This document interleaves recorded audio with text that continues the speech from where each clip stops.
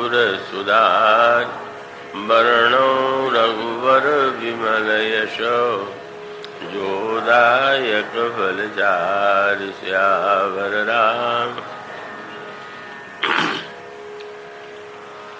भवानी शंकरौ वंदे श्रद्धा विश्वासरूपिणौ याव्यां विना न पश्यन्ति श्रद्धा स्वान्तस्तमीश्वरम्।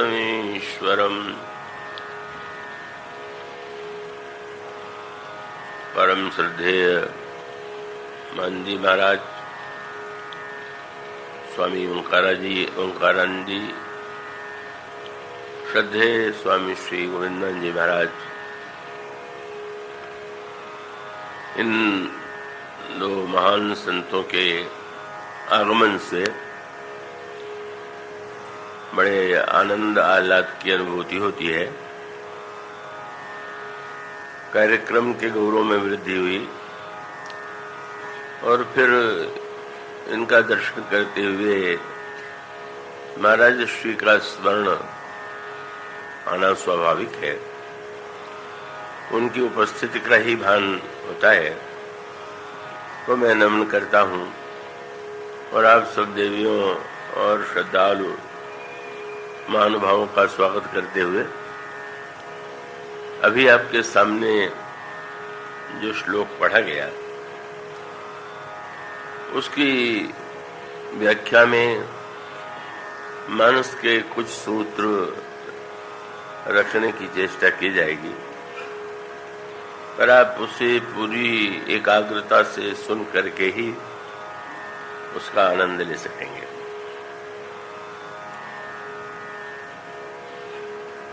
श्री रामचरितमानस की रचना का उद्देश्य है भगवान राम के चरित्र का, भगवान राम की लीला का वर्णन। पर वर्णन करते हुए यदि वे चाहते गोस्वामी जी तो भगवान श्री राम की वंदना से प्रारंभ करते। हमारे परम संत श्री सूरदास जी महाराज जब सूर सागर का प्रारंभ करते हैं तो भगवान कृष्ण की वंदना से उसका श्री गणेश करते हैं। चरण कमल बंदौ हरिराई। तो वहाँ एक पद्धति है और यहाँ गोस्वामी जी ने जब प्रभु के चरित्र का वर्णन किया तो उसके प्रारंभ में बड़े विस्तार से वंदना की और उस वंदना में ऐसा लगता है कि किसी देवी, किसी देवता, किसी चरित्र को, किसी व्यक्ति को, भक्त को उन्होंने छोड़ा ही नहीं। प्रत्येक की वंदना आपको मिलेगी और उसकी पराकाष्ठा यह है कि जब वो संतों के साथ दुष्टों की भी वंदना करते हैं, बहुरी बंद खलगन सत्य भाई, तो मानो दोनों में भिन्नता तो लगती है और उसका तात्पर्य यही है कि एक में अनेक और अनेक में एक। सूरदास जी की वंदना में यदि भगवान कृष्ण की वंदना से प्रारंभ किया गया तो उसका अर्थ है कि भगवान में ही तो सब निवास करते हैं, तो भगवान की वंदना करें तो वो सबकी वंदना हो गई। और गोस्वामी जी इसको इस रूप में प्रस्तुत करते हैं कि जब सब भगवान के ही रूप हैं तो फिर हम सबकी वंदना करते हैं तो भी भगवान की ही वंदना है। तो दोनों की पद्धति में भिन्नता होते हुए भी उद्देश्य तो एक ही है। अब इस दृष्टि से वंदना में जो श्लोक आए हैं उसमें जो क्रम आप देखेंगे तो गणेश जी और सरस्वती, भगवान शंकर और पार्वती, वो महर्षि आदिकवि वाल्मीकि और श्री हनुमान जी, और उसके बाद उन्होंने श्री किशोरी जी, श्री सीताराम जी, श्री जनक नंदिनी सीता की वंदना की और अंत में भगवान राम की वंदना करते हैं। तो इस तरह से उन्होंने, आप गणना करेंगे तो इसमें 9 की वंदना है। तो 9 का अंक गोस्वामी जी को बड़ा प्रिय है। भगवान श्री राम का तो प्राकट्य ही 9वीं के दिन होता है, भक्त की भी 9धा ही है, इसलिए गोस्वामी जी का 9 के अंक के प्रति विशेष अनुराग होना स्वाभाविक है। भगवान कृष्ण की लीला में यद्यपि 9वीं को नहीं, अष्टमी को जन्म हुआ, और उसका आनंद भी तो लोगों ने 9वीं को ही लिया ना। अष्टमी की अर्धरात्र में जन्म होने के बाद भी जब वो जन्म लेते हैं तो उस समय तो नंद, वसुदेव और देवकी बंदी, तो उसके जो नंदोत्सव कहते हैं, आनंदोत्सव कहते हैं, जहां पर सचमुच लगा कि श्याम सुंदर का प्राकट्य हुआ, वो तो 9वीं ही हो सकती है। और इसका भगवान जब भी प्रकट होंगे तो 9 के बिना प्रकट नहीं होंगे। प्राकट्य का आनंद भी 9 में ही लेते हैं, उसे आप 9धा भक्त कह लें और 9 की एकरसता की दृष्टि से उस पर विचार करें। तो 9 पात्रों की वंदना तो गोस्वामी जी ने किया, पर उन्होंने केंद्र में किसे रखा? ये जो 9 है, जैसे कई महापुरुष पधारे हैं तो स्वाभाविक रूप से सभी को स्थान देते हैं, सभी का सम्मान करते हैं, पर जिसे हम सर्वश्रेष्ठ स्थान देते हैं उसे बीच में बैठा देते हैं। तो बीच में बैठाने में गोस्वामी जी ने ठीक ही किया। पहले तो श्री भगवती सरस्वती और ब्रह्मा की वंदना, और उस वंदना के बाद उन्होंने भगवान शंकर और पार्वती जी की वंदना, बीच में गुरुदेव की वंदना, और उस वंदना के बाद फिर वाल्मीकि जी और हनुमान जी की वंदना, और अंत में श्री किशोरी जी और श्री राम की वंदना। तो केंद्र में जब उन्होंने गुरुदेव को रखा तो इसका अभिप्राय ये हुआ कि इन सबकी कृपा जो है, जिस केंद्र से मुझे प्राप्त होगी वह तो गुरुदेव है। मानो भवानी, ये जो वंदना के में गोस्वामी जी गुरुदेव को केंद्र में रखते हैं, उसका तात्पर्य ये है कि यह जो समस्त कल्याण में, ये जो हमें इनके द्वारा जो शक्ति मिलेगी, जो कृपा मिलेगी, वो उसके केंद्र में गुरुदेव है। किंतु गुरुदेव को उन्होंने किस रूप में देखा? और तब वहां पर स्पष्ट है कि उन्होंने गुरुदेव को भगवान शिव के रूप में ही देखा। वंदे बोधमयम नित्यम गुरुम शंकर रूपिणम। गुरुदेव जो है वो साक्षात भगवान शिव के ही स्वरूप। और इसका अभिप्राय यह हुआ कि गुरुदेव केंद्र में है और गुरुदेव साक्षात शिव के रूप। भगवान शंकर को जो केंद्र में गुरुदेव के रूप में गोस्वामी जी ने रखा, उसके पीछे क्या उद्देश्य है, इसको आप तब उसका आनंद ले सकेंगे जब आप यह प्रसंग मानस में पढ़ते हैं कि महर्षि याज्ञवल्क्य और भरद्वाज, महर्षि भरद्वाज प्रयाग में निवास करते थे, और जैसा कि आज भी वो परंपरा चली आ रही है कि माघ मास में जब मकर में सूर्य आता है तो देश के विभिन्न भागों से महात्मा एकत्र होते हैं, और उस माघ मेले में, चाहे वो कुंभ के रूप में हो, चाहे प्रतिवर्ष मेले के रूप में हो, वो आगमन होता है। और उस प्रसंग में वर्णन यह किया गया कि जब तक मेला था तब तक तो सब लोग आनंद ले ही रहे थे सत्संग का, स्नान का, पर जिस समय सारे तीर्थ यात्री चले गए तो चले जाने के पश्चात महर्षि याज्ञवल्क्य भी बाहर से आए हुए थे, पर उन्होंने निवास किया था महर्षि भरद्वाज के आश्रम में। तो जब महर्षि याज्ञवल्क्य चलने के लिए प्रस्तुत हुए तो भरद्वाज जी ने चरणों को पकड़ लिया और ये कहा कि अब आप थोड़े दिन और रुक जाएं।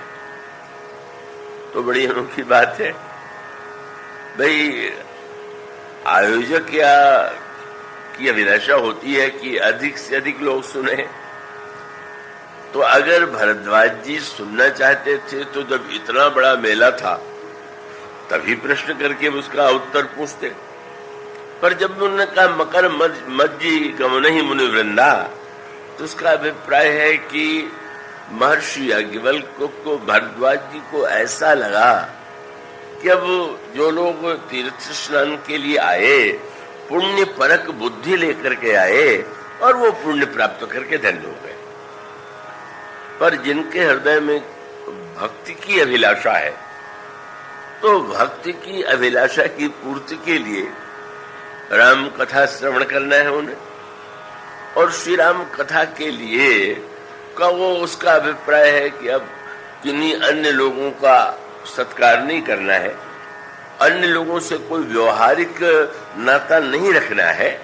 अब केवल एकांत का अवक्षण आता है जब वो प्रणाम करते हैं और वो जिज्ञासा अपना प्रश्न जो है महर्षि याज्ञवल्क्य के समक्ष रखते हैं। उन्होंने ये कहा कि मैंने सुना है, पढ़ा है कि भगवान शंकर भी निरंतर राम नाम का जप करते हैं, तो मैं जानना चाहता हूं कि ये राम है कौन, क्यों? क्या श्री राम को आप नहीं जानते? कहने मैं जानता तो। एक श्री राम वह है कि जो अयोध्या के राजा दशरथ के पुत्र और वन में जिनकी पत्नी का रावण ने हरण कर लिया और क्रोध उन्हें आया और रावण का वध उन्होंने कर दिया, तो क्या वही ये राम है जिनका शंकर जी जप करते हैं? एक राम अवधेश कुमारा तिनकर चरित विदित संसारा, नारी विरह दुख लेहु अपारा। पत्नी के वियोग में बहुत दुखी हुए, बहुत क्रोध आया, रावण का वध कर दिया, तो क्या यही वो श्री राम है कि जिनके नाम का जब शंकर जी करते हैं? तात्पर्य क्या है? मानो अगर केवल बाहर की दृष्टि से देखें तो ऐसा लगता है कि श्री राम का पत्नी के प्रति बड़ा राग है, बड़ी ममता है, और वो जैसा होता है कि संसार में हमारी कोई प्रिय वस्तु को चुराता है या कष्ट देता है तो अगर हम में सामर्थ्य है तो हम दंड देते हैं। तात्पर्य क्या है? उसमें मूल तत्व यह है, बड़ी अनोखी बात है। रामचरितमानस में भगवान राम भरद्वाज जी के आश्रम में गए ऐसा वर्णन आता है, याज्ञवल्क्य जी के आश्रम में गए ऐसा कभी नहीं वर्णन आता। याज्ञवल्क्य जी और भगवान राम के मिलन का कोई प्रसंग पूरे रामायण में नहीं, और भरद्वाज जी और श्री राम का मिलन हुआ तो फिर स्वाभाविक है कि किसी व्यक्ति से आप मिले हुए हो और एक व्यक्ति के उसके विषय में हम जानने के लिए, ये तो हो सकता है कि किसी का नाम हमने सुना हो और हम यह पता लगाने कि उनका परिचय किससे है, और परिचय करके हम उनसे पूछें कि आप उनके विषय में मुझे कुछ बताइए, फिर उल्टी बात हो गई।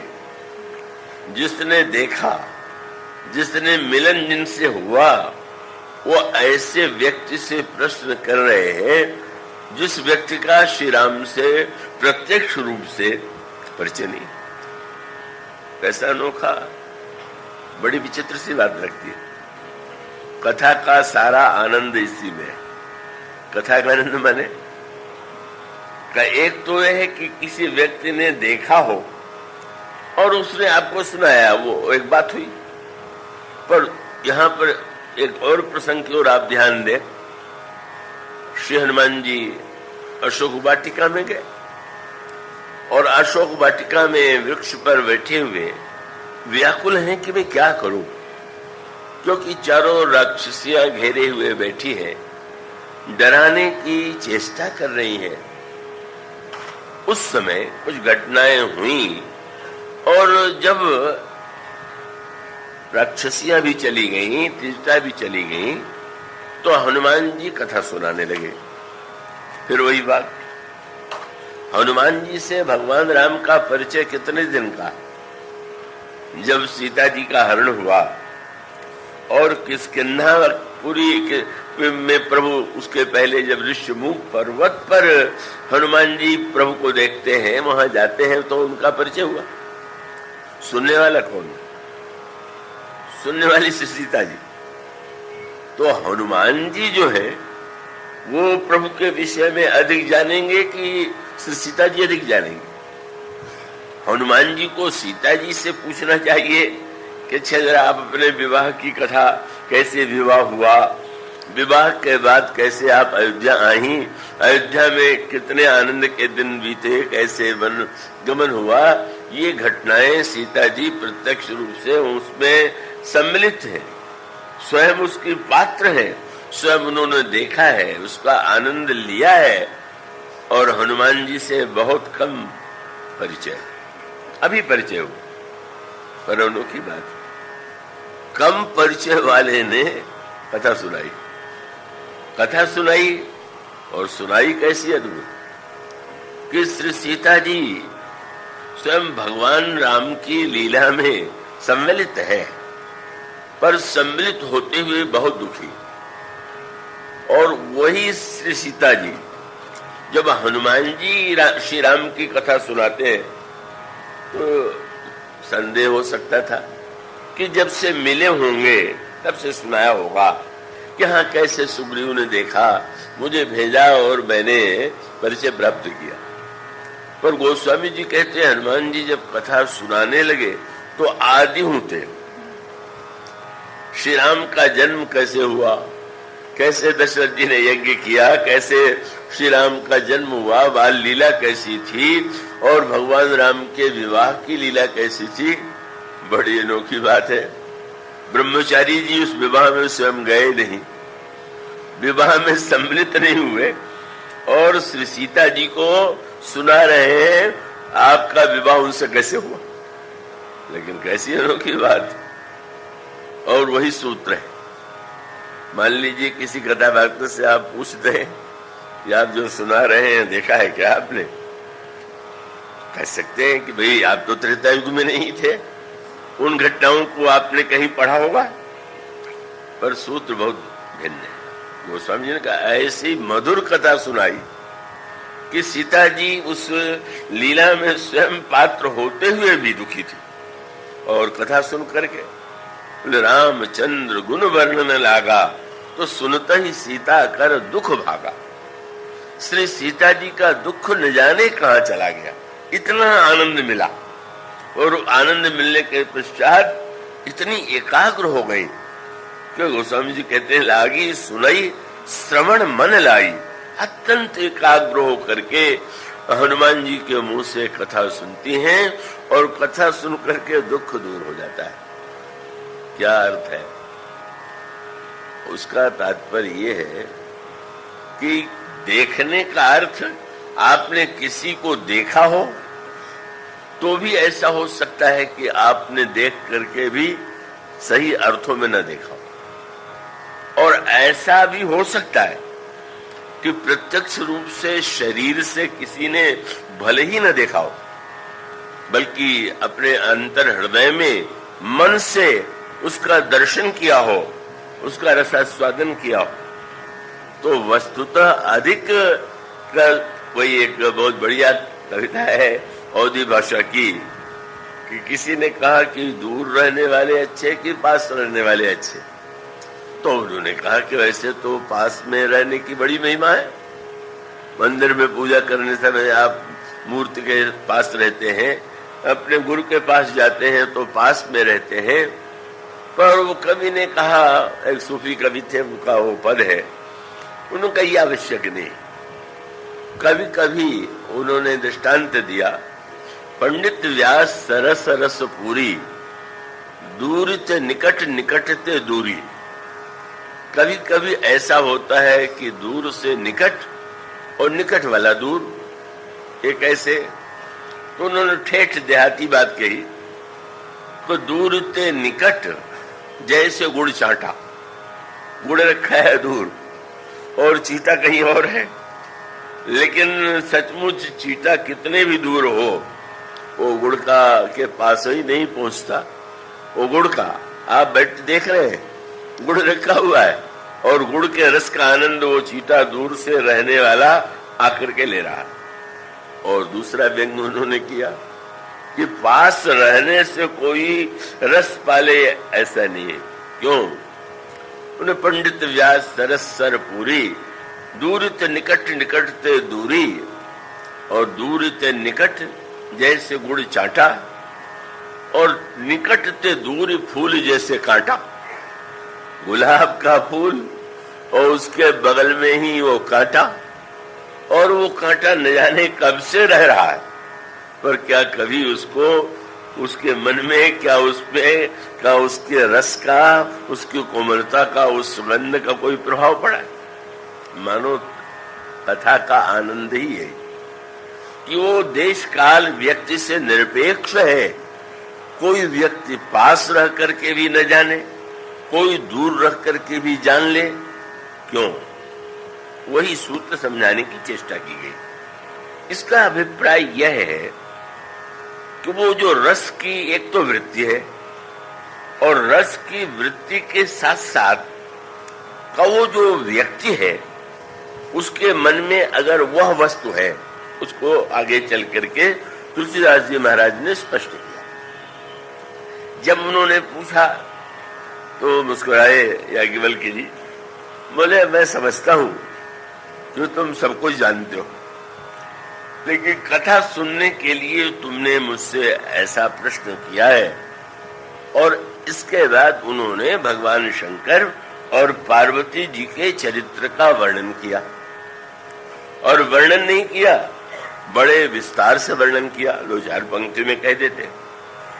अगर आप कोई किसी प्रसंग पर किसी वक्ता से, संत से बोलने के लिए कहें और वो कुछ और कहने लगे, तो अपने को बुद्धिमान समझने वाला कहेगा कि मैंने क्या पूछा है, क्या बता रहे, मैंने कौन से प्रसंग के विषय में पूछा, तो वो मैं कहाँ चले गए। तो वो मानो, मुझे याद है हमारे साथ एक पहले ब्रजवासी थे बरसाने के, और बड़े ही विरोधी थे। मेरे प्रति उनके श्रद्धा या स्नेह जो भी कहिए था, तो वो स्वाभाविक रूप से मेरे साथ ही भ्रमण करते रहते थे।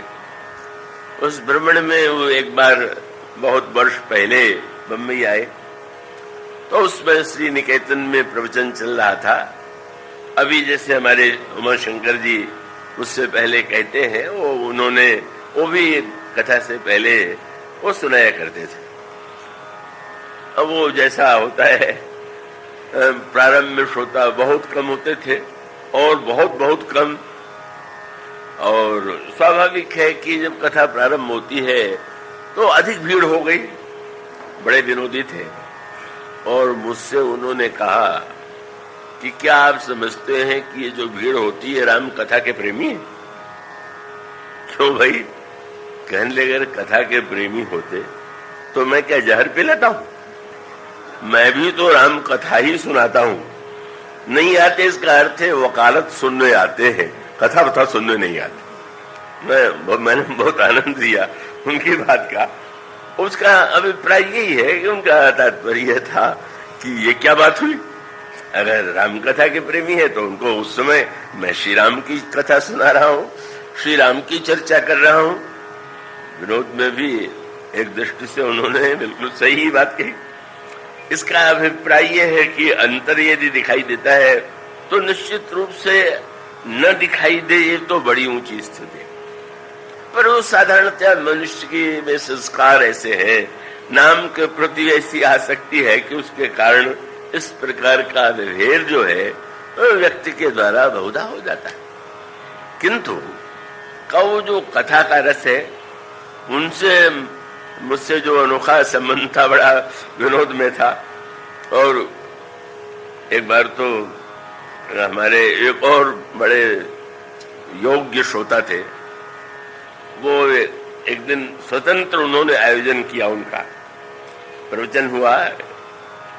जो आए मेरे पास तो मैंने पूछा कैसा प्रवचन आपको लगा, तो उन्होंने हंस करके कहा कि अब तक तो मैं समझता था कि अन्य वक्ता जो 1 महीने में कहते हैं उसको आप 1 घंटे में सुना देते हैं, पर इनको सुन करके लगा कि जो आप 1 महीने में कहते हैं वो 1 ही घंटे में सुना देते हैं।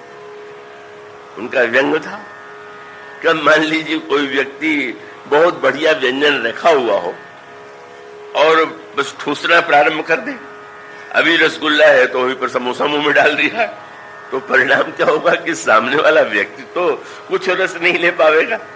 उनका व्यंग यही था कि जो बातें आपसे इन्होंने सुनी है बस वो ये सोचे बिना कि क्रम से सुनावे, बस एकदम उसकी अनुभूति कराते। तो कभी कभी वो उनकी बातें विनोद में और उनके संदर्भ से जुड़ करके मुझे अच्छी लगती थी। उसका सूत्र यह है कि कथा का श्रोता और कथा का वक्ता का उसके मूल में एक विशेषता होनी चाहिए। अगर है तो पूरा आनंद लेगा। उसका अभिप्राय यह है कि याज्ञवल्क्य जी से जब महर्षि भरद्वाज प्रश्न करते हैं और वो शंकर जी का चरित्र सुनाने लगे, तो याज्ञवल्क्य जी की बात सुनकर के भरद्वाज जी ऊब सकते थे कि मैंने जब इनसे श्री राम के विषय में पूछा तो इतने विस्तार से शंकर जी के चरित्र की कथा की क्या आवश्यकता है, ये तो अनावश्यक ही नहीं कहा जा रहे हैं। वो बेचारे एक बार कहने लगे मैं पंजाब अकेले गया तो अकेले कथा कहते समय एक बूढ़े सज्जन ने बीच में टोक दिया, कहते आप कथा में कभी कलकत्ता, कभी बंबई, कभी दिल्ली, कथा आप क्या कहते हैं। माने उनको ये लगा कि वक्ता को तो चाहिए कि वो जिस प्रसंग पर बोल रहा है वही रहे, कहां से कहां। वो बेचारे उस शैली के अभ्यस्त नहीं थे। पर उसका मूल तत्व यह है कि एक तो घटनाओं का वर्णन है। कथा का एक रूप यह है कि आपको आदि से लेकर के अंत तक इतिहास सुना दिया जाए, तो इतिहास का ज्ञान भी आवश्यक है। और इतिहास जो होगा वो तो एक के बाद दूसरा ही सुनाया जाएगा। पर ये जो रस की पद्धति है वो अलग प्रकार की, और रस की पद्धति अलग प्रकार की है। उसका अर्थ ये हुआ कि जैसे या इतनी गहराई से अगर रामायण पढ़ते हो, यद्यपि मैं नहीं आशा करता कि अधिकांश लोग उस रूप में पढ़ने वाले होंगे, लेकिन उसमें एक विचित्र बात आप पाएंगे। गोस्वामी जी जब भगवान राम के रूप का वर्णन करते हैं तो उसमें आपको क्रम का भंग बहुत मिलेगा। इसका अर्थ है कि जैसे मुख का वर्णन कर रहे हैं तो अब स्वाभाविक रूप से पहले मस्तक का वर्णन किया, या कान का वर्णन किया, नासिका का किया, ओष्ठ का किया, दांत का किया। इस तरह से कोई क्रम से नीचे अंग का वर्णन करे, या नीचे से प्रारंभ करे और क्रमशः ऊपर चला जाए। पर गोस्वामी जी करते क्या है कि जब भगवान श्री राम जनकपुर में जा रहे हैं तो भगवान श्री राम के रूप का वर्णन गोस्वामी जी करने लगे। गोस्वामी जी का वर्णन की विचित्रता ये है कि उसमें कोई क्रम ही नहीं। अब भौं के बाद कोई आंख का वर्णन न करके कान का करे तो सुनने वाले को लगेगा कि ये तो ठीक ढंग से नहीं कह रहे। तो देखने के लिए वहां के नगरवासी उमड़ पड़े, और उमड़ पड़े नगरवासी और बच्चे श्री राम को देख रहे हैं। तो मानो गोस्वामी जी का तात्पर्य यह है कि कोई दाएं है, कोई बाएं है, कोई पीछे है, कोई बगल में है, तो क्या वो क्रम से गणित की पद्धति से देखेंगे क्या? उन्होंने तो श्री राम का एक अंग देखा और वो उसी में डूब गए। जहां जाए मन तहीं लो भाई। मानुष का अभिप्राय यह है कि यह तो समग्र रस परिपूर्ण ईश्वर है, कि इसमें क्रम थोड़ी है। कि संसार में जो वृक्ष है उस वृक्ष में तो क्रम है, वृक्ष है, डाली में फल लगा हुआ है। लेकिन जहां कहीं रस ही रस है तो किस व्यक्ति ने कहां से रस लेना प्रारंभ किया, ये तो उसको स्वतंत्रता है। आप कोई भौं को देखें, उसी को देखते रहना। ये आवश्यक नहीं कि भौं के बाद नेत्र भी दिखाई दे, ये आवश्यक नहीं कि नेत्र के बाद जो है आपको कपोल ही दिखाई दे। यह रस का जो एक अनोखा रूप है, मानो यह बताने का तात्पर्य यह था कि शंकर जी की कथा जब वो सुना रहे थे तो सुनाने के पीछे तात्पर्य यह था कि इतिहास के रूप में तो तुम्ही ने सुना दिया। तुमने तो कह दिया कि एक राम अयोध्या के राजा के लड़के थे, पत्नी के वियोग में बड़ा दुख हुआ और दुख होने के बाद उनको क्रोध आ गया, क्रोध में उन्होंने रावण को मार दिया। इतिहास तो तुम सुना चुके, तो अब क्या मैं उन्हीं का तुम्हें इतिहास सुनाऊं? तो घटनाओं को सुनकर के तुम्हारे मन पर क्या प्रभाव पड़ेगा? श्री राम को रोते देख करके तुमने कहा कि तो महान विरही, यही विधि बिलपत खोजत स्वामी, मनहु महाविरही अति कामी। और इसका सूत्र क्या है, आगे चल करके उन्होंने स्पष्ट किया। मैं आशा करता हूं कि आप क्रम से ध्यान देंगे। उसमें सूत्र यह है कि जब उन्होंने शंकर और पहले शंकर जी और सती जी का वर्णन किया और बाद में सती जी पार्वती बनी, और पार्वती बनने के बाद उन्होंने श्री राम की कथा का श्रवण किया बड़े विस्तार से। उस विस्तार में दक्ष का यज्ञ भी है, कामदेव का भस्म होना भी है, पार्वती जी की तपस्या है, पार्वती जी का विवाह है, पार्वती जी के पुत्रों का जन्म है, और उसके बाद अंत में राम कथा। क्यों? एक तो उन्होंने कहा, जब सुना याज्ञवल्क्य जी ने तो इतने रस में विभोर हो गए। ये नहीं सोचा कि ये क्या कह रहे हैं, मैं कुछ पूछ रहा हूं, ये कुछ कह रहे हैं। इतना आनंद हुआ कि बस आंखों में प्रेम के आंसू आ गए, बिल्कुल भाव में विभोर हो गए। और जब वो दशा याज्ञवल्क्य जी ने भरद्वाज की देखी तो कहा कि अब मैं ये समझता हूं, मैं जानना चाहता हूं कि जिसे मैं सुना रहा हूं वो सुनने का अधिकारी भी है कि नहीं। तो मैंने जानबूझ करके शंकर जी की कथा कह करके तुम्हारे योग्यता की परीक्षा ली कि यह सुनाने योग्य है कि नहीं।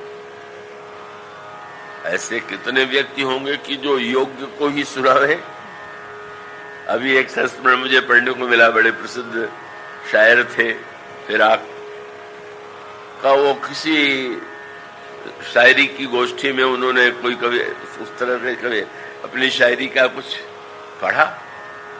एक व्यक्ति सामने बैठा हुआ था और बार बार झूम रहा था और वाह वाह वाह वाह की झड़ी लगाए हुए थे। उनकी कविता से शायरी समाप्त हुई और उठ करके वो चल पड़ा।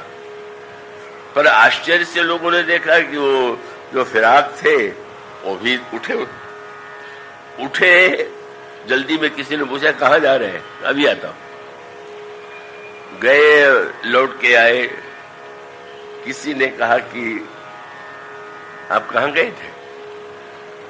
उन्होंने कहा जो श्रोता सामने बैठा था उससे मिलने गया था, तो इसलिए गए होंगे कि वाह वाह कर रहा था।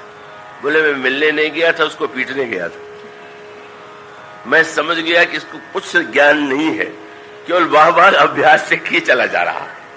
अनावश्यक रूप से बिना समझे सोचे तो मैं समझ गया कि इसको पीटना चाहिए, और क्या बताऊं नहीं जाने कहां चला गया। इसका अर्थ है कि वो बड़ा प्रसिद्ध दोहा है कि जो अच्छा कवि होता है उसको दो व्यक्तियों से बड़ा कष्ट होता है। कौन? बोले असमझ बार सराहिबो। तो ना समझ अगर प्रशंसा कर दे तो बहुत दुखी होगा, और समझवार को मौन। समझने वाला अगर चुप्पी साध ले और ना समझ वाह वाह कहने लगे तो सिर पीट लेता है कि किस मूर्ख से पाला पड़ा है। कहा यही समझता है क्या? इसका है कि वस्तुतः जो बात कही जा रही है उसको ग्रहण करने की पात्रता का बड़ा महत्व है।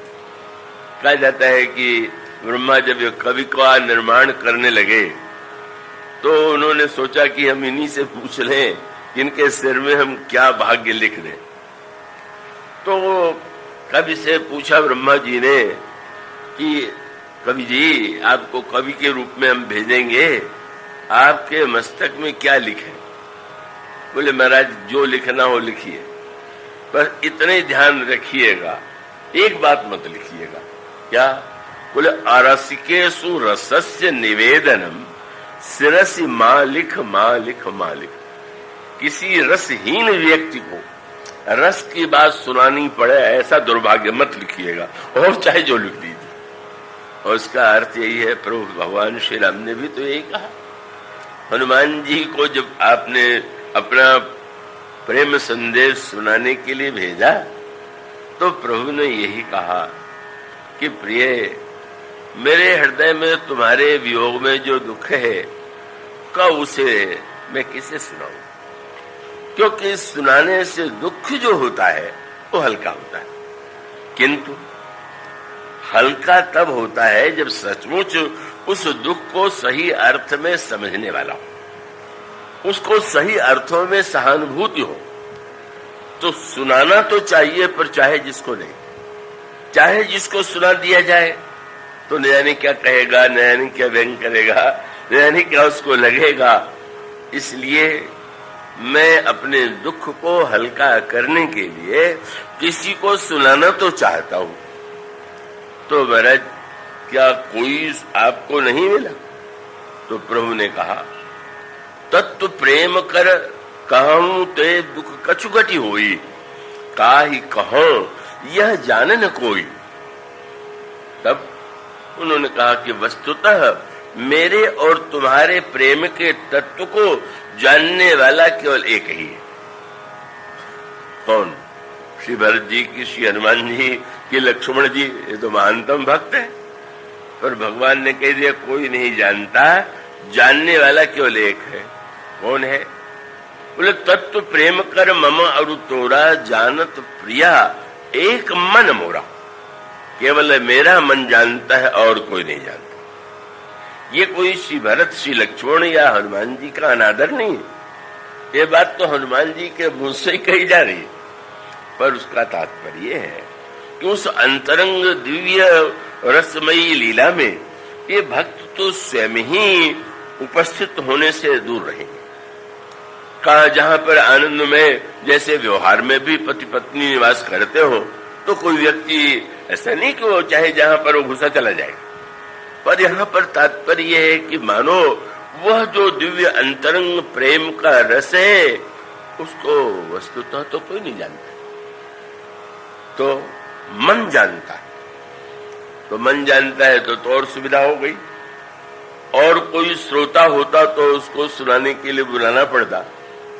जब आपका मन जानने वाला है तो ठीक है, और को न सुना के मन ही को सुनाते रहिए। और तब प्रभु ने कहा कि यही तो समस्या है कि हमारे तुम्हारे प्रेम के तत्व को जानने वाला है केवल मेरा मन, और कोई जानता नहीं। पर समस्या ये है कि मन जानता तो है पर यहां है ही नहीं। वो मन कहां चला गया? बोले सो मन रहत सदा तो ही पाही। वो मेरा मन तो सर्वदा तुम्हारे पास रहता है। तो मेरी व्यथा कथा तो इतनी है कि जान प्रीति रस इतने ही बात। एक वाक्य में समझ लो कि वह जो मेरा मन है वो केवल तुम्हारे ही पास रहता है। वह संदेश कितना मधुर था। हनुमान जी ने सुनाया हो और सुनाने वाला मान के न सुनाया हो। जब प्रभु ने हनुमान जी से कहा कि जा करके तुम तो बहुत अच्छे कथावाचक हो और तुम तो बड़े व्याख्याता भी हो, तो जा करके सीता को मेरा चरित्र सुनाना, मेरा गुण सुनाना। मेरी वीरता का वर्णन कर रहा, उनके दुख को दूर कर रहा। हनुमान जी बोले नहीं, लेकिन क्या किया? उसके बाद प्रभु ने अपने हाथ से मुद्रिका दे दिया। मुद्रिका लेते ही हनुमान जी ने उस मुद्रिका को मुख में रख लिया। अब अन्य बंदरों को तो आश्चर्य हुआ कि प्रभु ने चुनाव भी किया दोनों का। मुद्रिका मुदरी हाथ में रखने की वस्तु है कि मुंह में डालने? हनुमान जी ने मुंह में क्यों रख लिया? मानो हनुमान जी का तात्पर्य यह था कि प्रभु आपने कह दिया कि सीता और मेरे प्रेम की गाथा तुम सुनाना, पर वो मेरे लिए संभव है क्या? क्या कोई व्यक्ति आपके प्रेम रस को सुनाने, लोगों को लगेगा कि मैं बोल रहा हूं, पर बोलेगी तो आपकी मुदरी, आपकी मुदरी जो आप दोनों के कर कमलों में निरंतर रहती रही है, वो सुना सकती है। लोग भले ही समझ रहे हो। इसलिए गोस्वामी जी ने इस भाव का निर्वाह किया कि श्री सीता जी ने मुदरी से बातचीत हुई। बोल रही मुदरी बलि कुशल कौशल पाल। मानो मूल तत्व यह है कि सुनना और सुनाना, सुनाने वाले अनेक, सुनने वालों की बहुत बड़ी संख्या, पर वस्तुतः श्रोता वक्ता दुर्लभ जो है, उसका अर्थ यह है कि सुनाने वाला कौन है। और साथ साथ उससे कम महत्वपूर्ण ये नहीं है कि सुनने वाला कौन है। तो सुनाने वाले में क्या होना चाहिए और सुनने वाले में क्या होना चाहिए? सुनाने वाले में, अब उसी को सूत्र को आप ध्यान में रखें। जब ये कहते हैं कि भगवान शंकर मूर्तिमान विश्वास हैं और भगवती उमा मूर्तिमती श्रद्धा है, तो मानो सबसे बड़ा सूत्र ये है कि अगर सुनाने वाले में विश्वास नहीं और सुनने वाले में श्रद्धा नहीं, तो कितनी भी कथा कही जाए उसका कोई सदुपयोग नहीं, और कितना भी उत्कृष्ट प्रवचन हो, पर सुनने वाले के हृदय में अगर श्रद्धा नहीं है तो उसके लिए उसकी कोई विशेषता नहीं। कब राम कथा सुनना चाहते हो, पर सुनने का सूत्र यह है कि सुनाने वाला कौन और सुनने वाला कौन। इस सूत्र के आधार पर जो व्याख्या की गई, मैं आशा करता हूं कि आप उसको ध्यान से समझेंगे। प्रारंभ में ये बताया गया कि भगवान शंकर की पत्नी होते हुए भी सती कथा में जाकर के भी कथा नहीं सुन पाई, और वही सती पार्वती बनकर के भगवान राम की कथा सुनती है। बस बहुत बड़ा सूत्र। बोले ये पहले समझ लो कि राम की कथा सुनने के लिए व्यक्ति को कैसा होना चाहिए। अगर उसकी दृष्टि में केवल हास्य विनोद मनोरंजन, एक क्षणिक केवल समय व्यतीत करना है तो और बात है, लेकिन अगर वो जानना चाहता है, और तब दो पक्ष है, पहले वो सती है और बाद में पार्वती है। भगवान शंकर तो जैसे हैं वो तो आज से अंत तक वो तो एक रस है। विश्वास जो है वो तो सर्वदा एक रस है, पर श्रद्धा कैसे उत्पन्न होती है, श्रद्धा कब आती है, और श्रद्धा के अभाव में क्या होता है। और तब प्रारंभ में यो किया, कथा प्रारंभ करते हैं भरद्वाज जी, याज्ञवल्क्य जी, कि एक बार त्रेता युग माही शंभु गए कुंभज ऋषि पाए। एक बार त्रेता युग में भगवान शंकर कथा सुनने के लिए कुंभज ऋषि के आश्रम में गए। उसके पश्चात दूसरे महत्व का सूत्र जिसकी चर्चा कल की गई थी, जिन लोगों ने कल कथा को ध्यान से सुना होगा, सती दक्ष की पुत्री। दक्ष अत्यंत अनेक अनेक गुणों से संपन्न है, सारे शास्त्रों के वेदता है, सम्मान उनका ऐसा है कि उन्हीं को प्रजापति बनाया गया। उन प्रजापति दक्ष की यह कन्या है। सती मानो साक्षात बुद्धि है। और इसका अर्थ क्या है कि अच्छा, जिसका मन नहीं, जिसको मान लीजिए कथा में नींद आ गई, तो बेचारा अपने आप ही जो है नहीं सुन पाया, उसका ये दुर्भाग्य था। पर अगर कोई व्यक्ति बहुत बुद्धिमान हो और बुद्धिपूर्वक कथा सुने तो क्या वो कथा सुन सकता है क्या? और तब यह बताया गया श्रद्धा का जन्म कहाँ होता है, श्रद्धा का उदय कहाँ होता है? उसका केंद्र बुद्धि है। बुद्धि से बढ़कर के और कोई वस्तु व्यक्ति के पास नहीं। इसलिए आप देखेंगे कि बुद्धि की इतनी महिमा है। भगवान कृष्ण ने गीता में जब यह बताया कि मनुष्य के मन में, जीवन में एक बुराई के बाद दूसरी बुराई कैसे आती है, तो आप क्रम क्या पाते हैं? भगवान कहते हैं जब कोई व्यक्ति विषयों का चिंतन करता है तो स्वाभाविक रूप से जिसका चिंतन करेगा, पहले मन से उसका संग हुआ और बाद में बाहर से भी वो संग चाहेगा। तो क्रम आपने सुना होगा प्रवचनों में, ध्यायतो विषयान पुंसः संगस्तेषुपजायते, और संग का परिणाम संगात संजायते काम। जब विषयी व्यक्तियों का विषय का संग करेंगे तो हमारे मन में कामना उत्पन्न होगी। जब काम आ जाएगा तो काम की पूर्ति में बाधा पड़ने पर क्रोध आ जाएगा। संगात संजायते कामः कामात् क्रोधो विजायते, और क्रोध के बाद बोले क्रोधात् भवति सम्मोहः।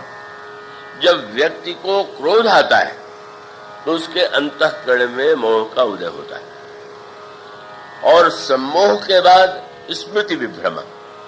व्यक्ति को सुना हुआ जो है वो भूलता जाता है। पर उसके बाद बोले इतना कुछ आ जाने के बाद भी अंतिम सर्वनाश कब होगा? बोले स्मृति भ्रंशात् बुद्धिनाश। स्मृति विभ्रम के बाद फिर हो गया बुद्धि का नाश, और बुद्धिनाशात् फिर प्रणश्यति। इसका अर्थ है मन में विकार आने के बाद भी अगर बुद्धि का नाश नहीं हुआ तो उपाय है। पर उसके व्यक्ति के मन में तो दोष आ ही गए, बुद्धि भी अगर उसकी विनष्ट हो गई तो भगवान कृष्ण कहते हैं फिर कौन उसकी रक्षा करेगा? उसका तो सर्वनाश हो ही जाएगा। और इसका अर्थ यही है कि बुद्धि के द्वारा बुद्धि कितनी महत्वपूर्ण है, इसकी ओर संकेत किया गया। किंतु कैसी होनी चाहिए बुद्धि? बहुत पैनी बुद्धि है, बड़ी चतुर है, क्या उतने मात्र से ही उसके जीवन में कल्याण का उदय होगा? यही सूत्र यहां पर दिया गया। सूत्र वो समझने योग्य है। भगवान शंकर राम कथा का सबसे पहले निर्माण किसने किया? तो आदि कवि वाल्मीकि ने किया, ऐसा माना जाता है। मानस में बताया गया कि वाल्मीकि जी ने किया, वो भले ही पहले माने जाते हो, पर वाल्मीकि जी से तो बहुत पहले श्री राम कथा का निर्माण, भगवान राम के चरित्र का निर्माण शंकर जी ने किया था। लेकिन अंतर है। अंतर क्या है कि वाल्मीकि जी ने उसको लिखा, अपने लोग उसको याद कराया और उस राम कथा का प्रचार हुआ। पर भगवान शंकर जी ने राम कथा का हृदय में निर्माण तो कर लिया, और सुनने के योग्य कोई श्रोता नहीं लगा। और वो तो निश्चय कर चुके हैं कि अब जब कभी कोई सुनने वाला मिलेगा, भगवान शंकर का मापदंड बड़ा कठोर है। हम चाहेंगे कि भाई अधिक से अधिक श्रोता में। शंकर जी कहते हैं कि अच्छा कभी जब समय आवेगा पहले सुनाऊं किसको? तो सुनाऊं किसको तो न जाने कितना समय बीत गया, पर वो पता नहीं सुनाई गई। बाद कवि वाल्मीकि नहीं है, वस्तुतः तो भगवान शंकर है, पर वाल्मीकि जी ने कहा वो संसार में ज्ञात हो गया। और गोस्वामी जी कहते रचि महेश कहाँ रख दिया? लिख करके आप अलमारी में बंद कर दीजिए, कहीं बंद कर दीजिए। पर इन्होंने कहा किया? बोले रचि महेश निज मानस राख, अपने मन में रख लिया। इससे बढ़ करके कोई इच्छा नहीं है। कभी कोई योग्य मिलेगा दोनों कथा सुनाएंगे। अब भगवान शंकर का क्रम प्रारंभ हुआ। रामायण तो स्वयं बना चुके हैं, लेकिन एक दिन उन्होंने सती जी से कहा कि देवी, मैं तो जा रहा हूं दंडकारण्य। भगवान शंकर रहते हैं कैलाश पर्वत, हिमालय के सबसे ऊपर की चोटी कैलाश, और कैलाश पर रहते हैं शंकर जी। जाएंगे कहां महाराज? दंडकारण्य में। कैलाश अगर सबसे पवित्र माना जाने वाला स्थान है, तो दंडकारण्य महान घोर अपवित्र। आश्चर्य है, आप ऊपर से नीचे उतरेंगे और जाएंगे भी तो कहीं पवित्र भूमि में जाते, आप दंडकारण्य में जा रहे हैं। सती जी ने पूछा तो नहीं, पर मन में आश्चर्य हुआ। पर भगवान शंकर जितने महान वक्ता है, रचयिता है, उतने ही महान श्रोता। मानो भगवान शंकर ने सूत्र पहला दे दिया।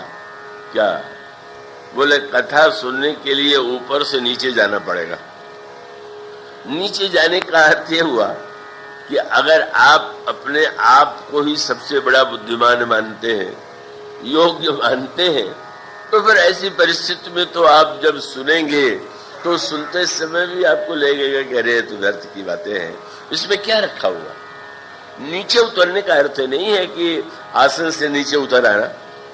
आसन पर आप ऊपर बैठे या नीचे बैठे, अगर आप मन से ऊपर बैठे हुए हैं, बुद्धि से ऊपर बैठे हुए हैं, तो आप नहीं समझ कर सकते। और आश्चर्य क्या था, दंडकारण्य में जा रहे हैं, पर दंडकारण्य में महाराज कथावाचक, तो हमारे अर्चरण जी कहते थे लोग तो नाम ही सुन करके एकत्र होते। तो उन्होंने कहा कि मैं कुंभज से कथा सुनने जा रहा हूं। कुंभज शब्द का अर्थ आपको पता होगा, कुंभ घड़े को कहते, मानो उनका जन्म घड़े से हुआ। सती जी आश्चर्यचकित हो गई। शंकर जी के लिए कहा गया कि शंकर जी साक्षात समुद्र है, तो घड़ा समुद्र के पास जाए ये तो समझ में आता है, पर समुद्र घड़े के पास चला जा रहा है, बड़ी अनोखी बात है। आगे चल करके जब कभी रहस्य आया, अभी तो बुद्धि में दोष दर्शन था, अभिमान था, तो भगवान शंकर से उन्होंने कहा कि महाराज, चरित सिंधु गिरिजा रमण, समुद्र होते हुए आप घड़े के पास क्यों गए? दोनों का सबसे श्रेष्ठ कथावाचक वही है कि जो समुद्र को घड़े में ला दे। तुम्हें नहीं पता है कि थे तो कुंभज, पर पी लिया था उन्होंने समुद्र को। मानो इसका अभिप्राय यह है कि वो जो दिव्य रस है, एक बड़ी मीठी बात आती का श्री भरत जी महाराज जो है, उनके जीवन में जो गीता का फलाकांक्षा रहित कर्म है वो है कि नहीं? भगवान कहते हैं गीता में कि कर्मण्येवाधिकारस्ते मां फलेषु कदाचन, फल की चिंता छोड़ो, केवल कर्म करो। भरत जी फल चाहते हैं कि नहीं? लगने लगा कि 4 फल शास्त्रों ने बताए हैं, पर वो चारों फल नहीं चाहते। तो लगा कि सचमुच गीता का सिद्धांत जो है यही भरत जी के जीवन में है। लेकिन बहुत बड़ा विनोद किया तुलसीदास जी महाराज ने। आपके घर में कोई अतिथि मेहमान आ जाए, आप कहें कि थोड़ा एक संतरा ले लीजिए, नहीं, तो फिर वो न हो तो आम ले लीजिए, तो वो नहीं चाहिए। केला ले लीजिए, वो भी नहीं चाहिए। अंगूर ले लीजिए, वो भी नहीं चाहिए। लगा कि अनोखे व्यक्ति आ गए, कोई फल चाहते ही नहीं। पर जब उनसे कहा गया कि आप कोई फल नहीं ले रहे हैं, कुछ तो लीजिए, बस बोले फलों का रस दे दीजिए, हमें फल वल नहीं चाहिए। क्या बढ़िया त्यागी निकला कि जिस त्यागी ने फल छोड़ दिया, फल का रस ले लिया। गोस्वामी जी का भरत जी त्यागी भागी कुछ नहीं है, वो फल छोड़ करके लेना क्या चाहते हैं? अर्थ न धर्म न काम रुचि गति न चाहो निर्माण, कुछ नहीं चाहिए, बस केवल क्या बोले जन्म जन्म रत्य राम पद। रति क्या है? बोले हरिपद रत्य रस वेद बखान। फल में छिलका है, गुठली है, नहीं जाने क्या क्या है। वो तो बड़ा चतुर निकला कि सब कहने को कह दिया, कुछ नहीं चाहिए, पर उसने रस ले लिया। तो ये जो रसग्राही एक भावना है, एक वो जिस रसिक में है वही मानो कथावाचक क्या है। वो फलों का रस, चाहे समुद्र से बादल ने जल ले लिया, चाहे उसने समस्त फलों का, गोस्वामी जी से पूछा गया कि आप रामायण में आपका न्याय, वैशेषिक, वेदांत आपने किन शास्त्रों के आधार पर लिखा है? तो गोस्वामी जी ने तुरंत कहा कि इसमें शास्त्र का कोई वाक्य नहीं है। तो महाराज शास्त्र नहीं है तब क्या आनंद है? बोले वो वाक्य तो नहीं है, लेकिन 6 शास्त्र और सब ग्रंथन को रस, इसमें सारे शास्त्र और सजोए ग्रंथों का रस निचोड़ करके मैंने रख दिया। अगर फल लेना हो तो और ग्रंथों को पढ़ लीजिए, और केवल रस ही पीना हो तो इसमें आपको मिलेगा। तो ये रस ग्रहण करने के लिए मानो शंकर जी कैसे रसिक हैं कि वो रस जहां मिल जाए नीचे उतर करके कुंभज के पास जाने को प्रस्तुत है। पर वो आगे प्रसंग यही आता है। दोनों गए और दोनों के जाने के बाद जब महर्षि अगस्त ने स्वागत करके पूछा क्या आज्ञा है, उन्होंने कहा आज तो श्री राम की कथा सुनने आए, बड़े धन्यता का अनुभव किया। और ये ध्यान रखिएगा, उसी दंडक वन में उसी समय श्री राम निवास कर रहे थे।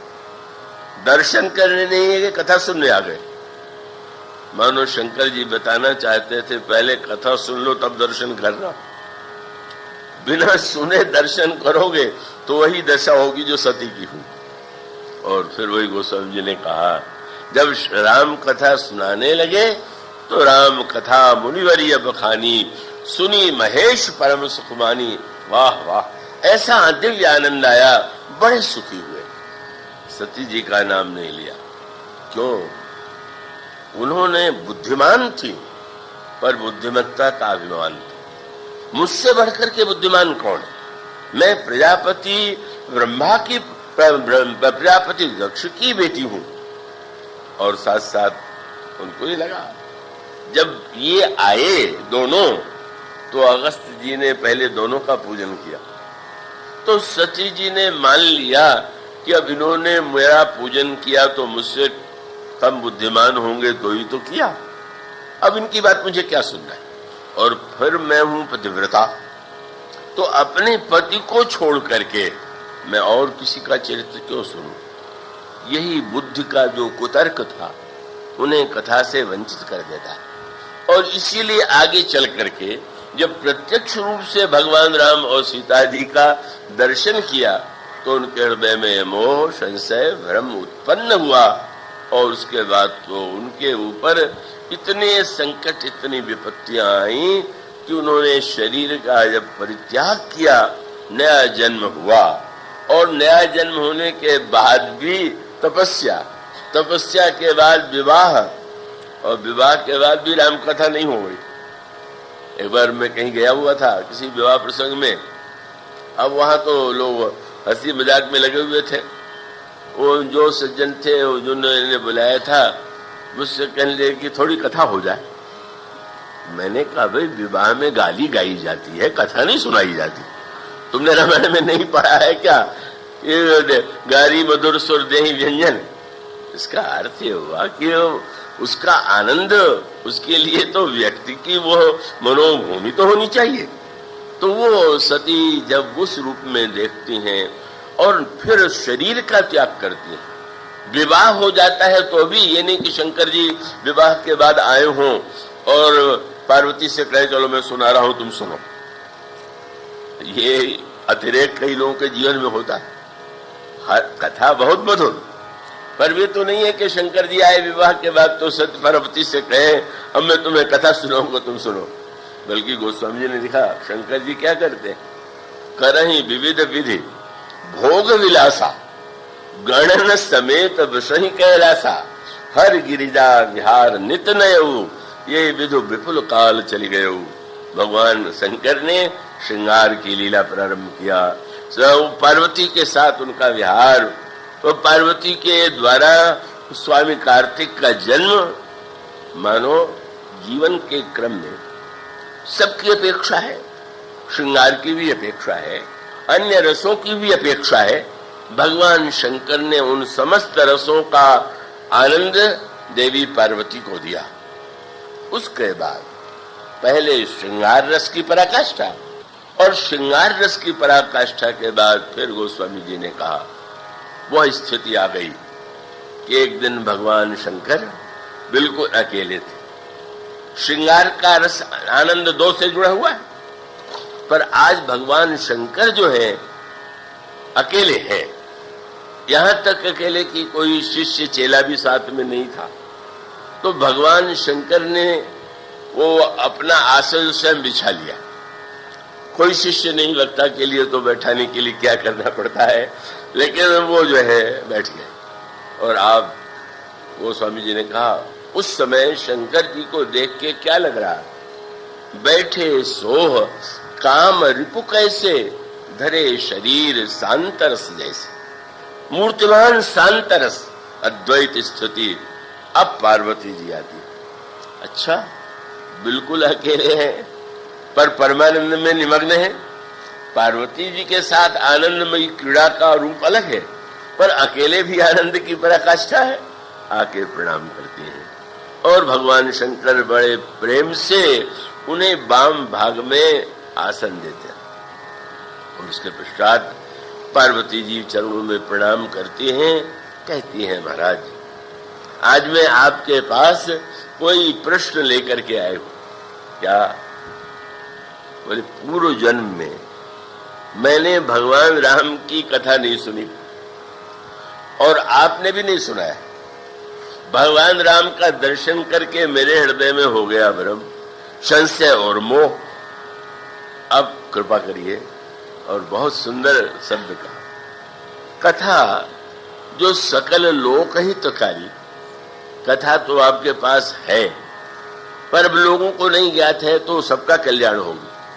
और सोई पूछन चह शैल कुमारी। महाराज ये शैल कुमारी जो है वो कथा सुनना चाहती है। क्यों इस शब्द का प्रयोग किया?